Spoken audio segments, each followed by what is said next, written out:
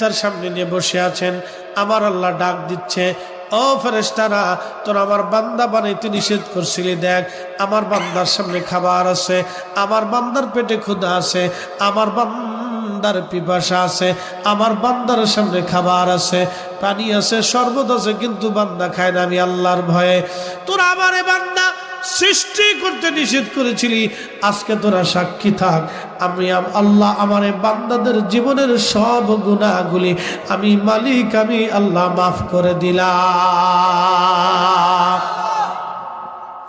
এখন প্রশ্ন, ইফতার কি একা করবেন না আরো 10 জন নিয়ে করবেন? আরো 10 জন নিয়ে করবেন। বলে হুজুর কারণটা কি?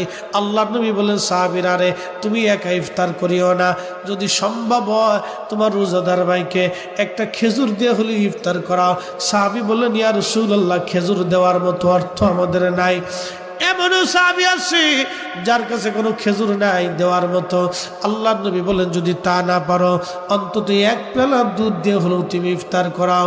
আল্লাহ নবী সাহাবী ডাক দিয়ে বলেন, ইয়া রাসূলুল্লাহ, ওই 1 পেলা দুধ দেওয়ার মতো সামর্থ্য আমাদের নাই।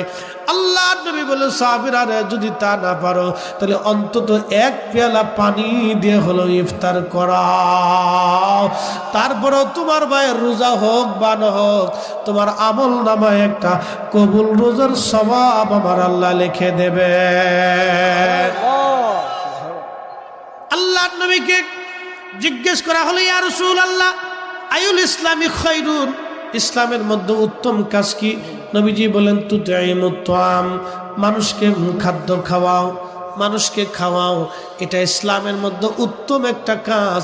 এই জন্য মাহে রমজান আসলে অবশ্যই আপনারা ইফতার করাবেন, নিজেরা করবেন, অন্যজনকে করাবেন।